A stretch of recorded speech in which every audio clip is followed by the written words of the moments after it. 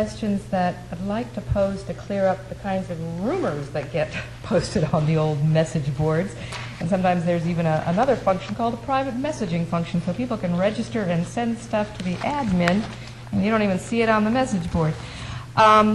So I'd like to confine my questions pretty much to a time when the project of the pier was going on, and none of you were elected yet. But just get after just some real basic questions, and direct my questions to the mayor, and ask if Mr. Carter can go ahead and respond to them. Sure. And for the sake of the city clerk, Ms. Biaggi, the illustrious, so that her little writing hand doesn't go too wild, trying to take notes. Okay. The first question I have really kind of relates to, I know that there were, because I saw financials, but I've never seen the blueprints. I know that there were blueprints done for a clubhouse, and I was wondering, were just the footprint dimensions of that clubhouse given to you, Mr. Carter, for working up in any way, or just for, I see it referred to in your own blueprints, but I don't see the blueprints of the structure itself. The structure of the clubhouse was not designed at that time. It was merely the footprint. And if you had gone back through the permitting, the DEP would not require a building larger than the building that was there before. That was a condition of approval. They wouldn't require, you mean they wouldn't allow? Wouldn't allow, but I said require, I apologize. So they would not permit a footprint of a new building larger than the footprint of the old. Yeah, that's typical, That's a condition. because it's over water. It's theoretically illegal. Okay. So in terms of the blueprints as far as like a wall rising up or a roof or anything, you didn't have a blueprint that you took apart. Let's say that the footprint is the footprint, but there were no design plans for what the architectural superstructure would look like for you to be calculating wind loads on a roof or a wall or any of that kind of thing? Well, you wouldn't. First of all, the building design is irrelevant to the structure of the pier.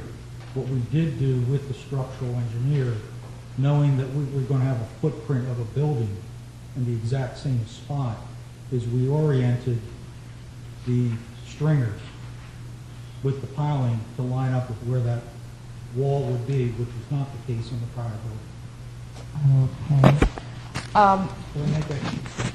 Yeah, I guess what I'm trying to. Why don't we just move forward? Yeah, we'll keep on it going. As far as the blueprints for the pier, were you the only design engineer, or were you consulting with any structural engineers or geotech or anything like that in preparing the blueprints themselves? Yeah, this is the rumors, as you say, and they are rumors. Let me assure everybody, there's nothing wrong with the pier. There's nothing wrong with the pier. And there's been a lot of alluding to the fact that there is. Couple examples. One, the design of the pier is based on a design of the pier for the plans that we had after 1962 storm. Okay, I have a whole sequence of questions that I want to kind of, take you through, and we're going to be touching some of those points. Yeah. At some point in time, we can have that's a dialogue somewhere else. But I think for the purposes of the public meeting and for the purposes of all the documentation that's going on, the representations that have apparently been made with regards to the pier are incorrect. And I just have to tell you that. So to go on with questioning about things that are rumors and hearsay and inappropriate comments is really not this environment. Well, it's just totally inappropriate. These are trying to get after just, for example, was there an intact set of old blueprints from 1962 that were in city archives that you could pull from? Okay. All right.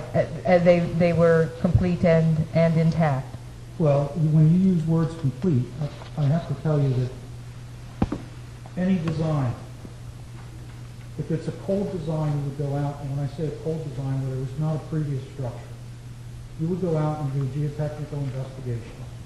You would go and do a lot of additional work beyond what we had to do because we had a pier that was out there for 60 years. We put in thicker piling. We put them in 5 feet deeper than what was there. We put them in with timber that is 3 times stronger than the timber that was in there.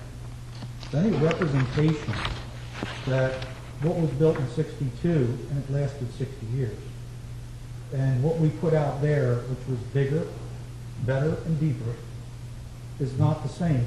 It's just totally irrelevant from this point forward. So Okay. In I terms, think we have to get the closure on that because that is it in the summary. And on top of that, the representations that people are concerned about with axial pile loading, the contractor on the newly installed piling had a 12-ton loader running back and forth on top of it. were you there doing weekly inspections to, We were there on, with the exception of one instance where I believe 5 piles were installed, which the contractor didn't call us, and we chastised them for that. We were there for we measured every pile that went in, we saw that it went down, and we recorded it. okay, so there was a measurement of a jetting depth Yes, there was. and, And a measurement of every pile that went in. okay, that's what I was wondering, because you had an elaborate scheme of piles number 1 through 70, and they That's had exactly variable right. lengths of 35 to 65 feet. One of the things that was mentioned in these specs was that he was to confirm with you all elevations of the sand before actually ordering the piles, He did that. and he did that.